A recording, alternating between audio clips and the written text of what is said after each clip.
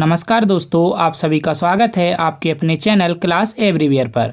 तो दोस्तों, आज की इस क्लास में हम साइंस के जो रेलवे में 2014 से अब तक क्वेश्चंस पूछे गए हैं उन सभी का रिवीजन करेंगे। और दोस्तों, मैं प्रीवियस ईयर क्वेश्चंस की सीरीज चला रहा हूं, तो यह आज हमारी सेकंड क्लास है। इससे पिछली क्लास में मैंने रेलवे के लगभग 50 प्रीवियस ईयर क्वेश्चंस कवर कराए थे। तो रेलवे हमेशा अपने प्रीवियस ईयर क्वेश्चन से क्वेश्चंस एग्जाम में पूछता है। तो यह क्लास आपके एनटीपीसी, एएलपी टेक्नीशियन, आरपीएफ और ग्रुप डी के लिए 2024-2025 के लिए बहुत ही ज़्यादा इम्पोर्टेंट रहने वाली है। तो क्लास को लास्ट तक बिना स्किप किए ज़रूर देखिएगा और क्लास अगर पसंद आए तो क्लास को लाइक कीजिएगा और हमारे चैनल को सब्सक्राइब जरूर कर लीजिएगा। दोस्तों, मैं इसी तरह से सीरीज में लगभग 1000 साइंस के प्रीवियस ईयर क्वेश्चंस कवर कराऊंगा, जो कि रेलवे में लगभग 10 से 15 साल के अंदर पूछे गए हैं। तो चलिए आज की क्लास की शुरुआत करते हैं। तो चलिए दोस्तों, अब मैं आपको आरआरबी एनटीपीसी के 29 मार्च 2016 के साइंस के सेकंड शिफ्ट के क्वेश्चंस कवर कराता हूं। तो आज का पहला प्रश्न देखें। तो बेकिंग सोडा क्या है? तो बेकिंग सोडा सोडियम बाइकार्बोनेट का नाम है। तो सोडियम बाइकार्बोनेट को ही बेकिंग सोडा कहा जाता है। अगला प्रश्न देखें। तो ग्राफीन क्या है? तो ग्राफीन कार्बन का अपरूप है। तो कार्बन के अपर रूप को ही ग्राफीन कहा जाता है। अगला प्रश्न देखें। तो चंद्रशेखर सीमा किस पर लागू होती है? तो चंद्रशेखर सीमा सितारों पर लागू होती है। अगला प्रश्न देखें। तो टमाटर क्या है? तो टमाटर एक फल है। दोस्तों, यह सारे क्वेश्चंस कई बार एग्जाम में पूछे जा चुके हैं और इस सीरीज में मैं आपको लगभग 10 से 15 सालों के रेलवे में जितने भी साइंस के क्वेश्चंस पूछे गए हैं उन सभी का रिवीजन कराऊंगा। तो दोस्तों, क्लास को लास्ट तक जरूर देखिएगा। क्लास आपके लिए बहुत ही ज़्यादा इम्पोर्टेंट रहने वाली है, खासकर रेलवे के सभी एग्जाम्स के लिए। अगला प्रश्न देखें। तो यूमामी क्या है? तो यूमामी स्वाद का एक प्रकार है। अगला प्रश्न देखें। तो लीमर क्या है? तो लीमर मेडागास्कर में पाया जाने वाला एक जानवर है। तो लीमर मेडागास्कर में पाए जाने वाले एक जानवर का नाम है। अगला प्रश्न देखें। तो कौन सी प्रक्रिया कार्बन डाइऑक्साइड के वातावरण को हटाती है? तो प्रकाश संश्लेषण की जो प्रक्रिया है यह कार्बन डाइऑक्साइड के वातावरण को हटाती है। अगला प्रश्न देखें। तो किससे ग्रीन हाउस प्रभाव बढ़ता है?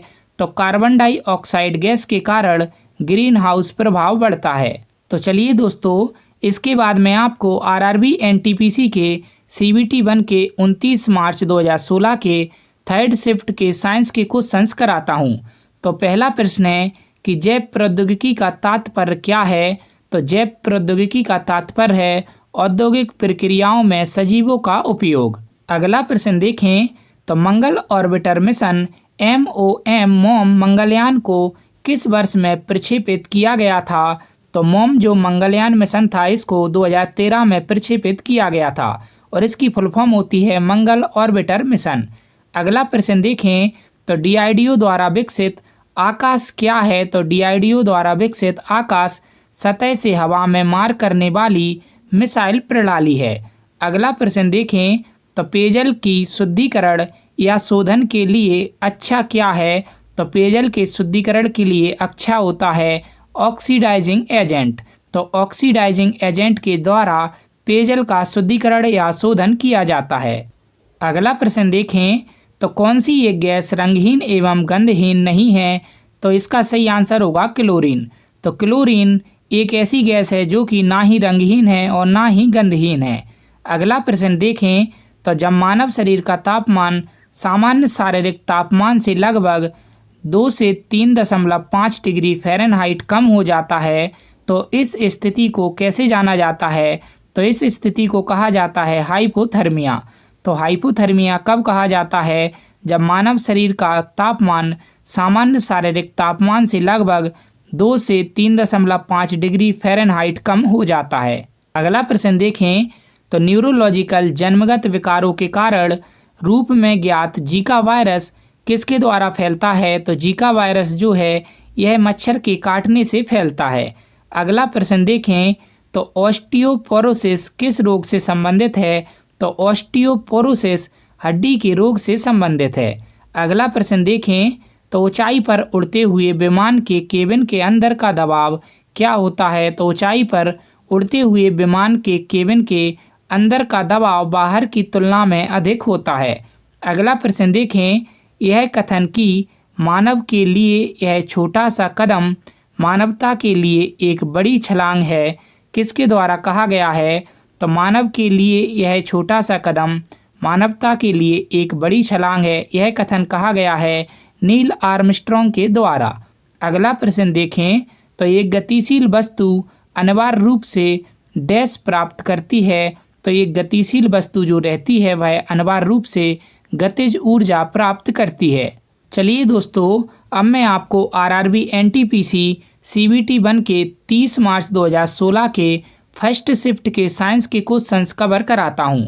तो पहला प्रश्न है कि सूर्य को देखने के लिए किस यंत्र का प्रयोग किया जाता है?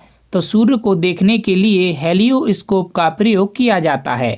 अगला प्रश्न देखें, तो सामान्य आँख के लिए स्पष्ट दृष्टि की न्यूनतम दूरी क्या है? तो सामान्य आँख के लिए स्पष्ट दृष्टि की जो न्यूनतम दूरी होती है वो होती है 25 सेंटीमीटर। अगला प्रश्न देखें, तो माचिस की तीलियों में क्या होता है? तो माचिस की तीलियों में फास्फोरस होता है। अगला प्रश्न देखें, तो तीसरी पीढ़ी की उस एंटी टैंक मिसाइल का नाम क्या है जिसका राजस्थान में डीआरडीओ द्वारा सफलतापूर्वक परीक्षण किया गया था? तो तीसरी पीढ़ी की एंटी टैंक मिसाइल जिसका राजस्थान में डीआरडीओ द्वारा सफलतापूर्वक परीक्षण किया गया था उसका नाम है नाग। अगला प्रश्न देखें, तो ओटीसी दवा क्रोसिन कौन सी दवा है? तो ओटीसी दवा क्रोसिन दर्दनाशक एवं ज्वरनाशक दवा है। अगला प्रश्न देखें, तो भारत की मवेशी रोग निगरानी एवं पूर्वानुमान प्रणाली का नाम क्या है? तो भारत की मवेशी रोग निगरानी और पूर्वानुमान प्रणाली का नाम है बायोसेफ्टी लेबोरेटरी। अगला प्रश्न देखें, तो प्रथम भारतीय संचार उपग्रह कौन सा था? तो भारत का प्रथम संचार उपग्रह था एप्पल। अगला प्रश्न देखें, तो कौन से तेल में विटामिन डी सबसे ज़्यादा होता है? तो कौन से तेल में विटामिन डी सबसे ज़्यादा होता है? तो कॉड लिवर तेल या मछली के तेल में। तो मछली के तेल को ही कॉड लिवर तेल कहा जाता है। अगला प्रश्न देखें, तो ऑन्कोलॉजी किस बीमारी के उपचार से जुड़ा है? तो ऑन्कोलॉजी कैंसर के इलाज को कहा जाता है। तो कैंसर की बीमारी के उपचार से जुड़ा है ऑन्कोलॉजी। अगला प्रश्न देखें, तो किसकी उपस्थिति के कारण हमें वह गंध महसूस होता है जिससे एलपीजी सिलेंडर लीक होने का पता चलता है? तो एलपीजी जो गैस रहती है इसमें कोई भी गंध नहीं रहती है, यानी कि एलपीजी गैस गंधहीन होती है, परंतु एलपीजी गैस में सल्फर के यौगिक मिला दिए जाते हैं जिससे हमें गंध महसूस होती है एलपीजी के रिसाव होने पर। अगला प्रश्न देखें, तो ब्लॉटिंग पेपर द्वारा स्याही सोखने का क्या कारण है? तो ब्लॉटिंग पेपर के द्वारा स्याही सोखने का कारण होता है कैपिलरी प्रक्रिया। अगला प्रश्न देखें, तो दबाव को किसके द्वारा नापा जाता है? तो दबाव या प्रेशर को बल एवं क्षेत्रफल से नापा जाता है। तो चलिए दोस्तों, इसके बाद हम आरआरबी एनटीपीसी सीबीटी 1 के 30 मार्च 2016 के सेकंड शिफ्ट के साइंस के क्वेश्चंस देखते हैं। तो पहला प्रश्न है, अब 5 और 10 रुपए के सिक्के किससे बनाए जाते हैं? तो अब 5 और 10 रुपए के जो सिक्के हैं यह ताम्र और निकेल मिश्र धातु से बनाए जाते हैं। अगला प्रश्न देखें, तो शोर के किस स्तर से ऊपर का शोर मानव के लिए हानिकारक एवं क्षति का कारण होता है? तो लगभग 130 डेसिबल से ऊपर का शोर मानव के लिए हानिकारक एवं क्षति का कारण होता है। अगला प्रश्न देखें, तो पादप विज्ञान फाइटोलॉजी में किसका अध्ययन किया जाता है? तो फाइटोलॉजी या पादप विज्ञान में पौधों का अध्ययन किया जाता है। अगला प्रश्न देखें, तो चेचक या चिकन पॉक्स किस वायरस के कारण होता है? तो चिकन पॉक्स या चेचक जो रोग है यह वेरिसेला वायरस के कारण होता है।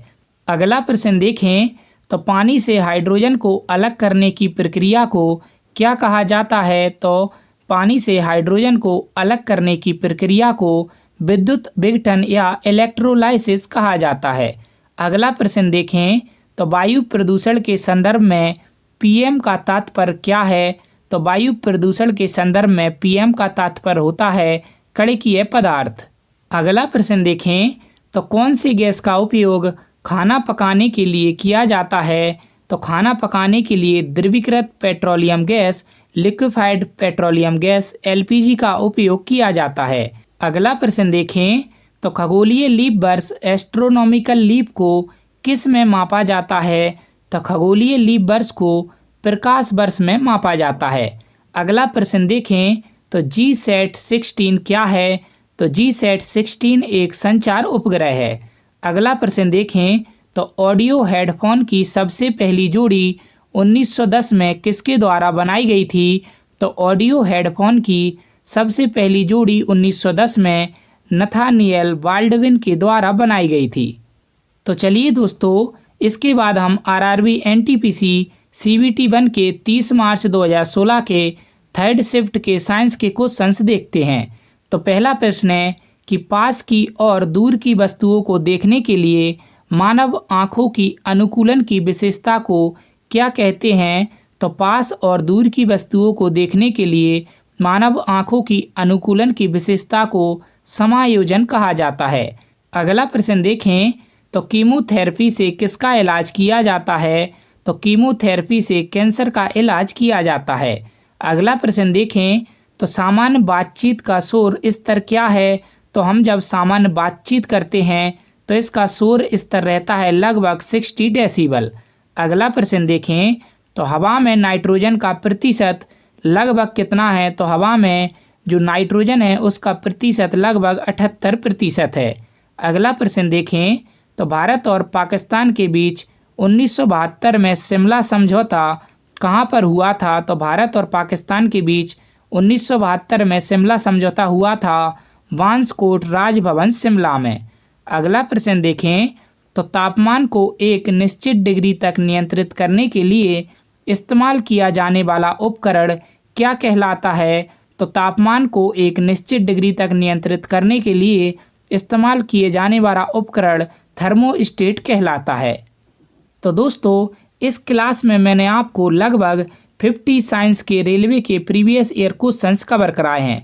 दोस्तों, सारे के सारे क्वेश्चंस बहुत ही ज़्यादा इंपॉर्टेंट हैं क्योंकि यह कई बार एग्जाम में पूछे जा चुके हैं और इसी तरह से मैं सीरीज लाता रहूँगा और लगभग मैं 1000 रेलवे के साइंस के प्रीवियस ईयर क्वेश्चंस कवर कराऊंगा जो कि पिछले 10 से 15 साल में पूछे गए हैं। तो दोस्तों, वीडियो अगर पसंद आई हो तो वीडियो को लाइक करना और हमें कमेंट करके ज़रूर बताना और हमारे चैनल को सब्सक्राइब जरूर कर लेना डेली ऐसी जीके और रेलवे के सभी एग्जाम्स के लिए। धन्यवाद।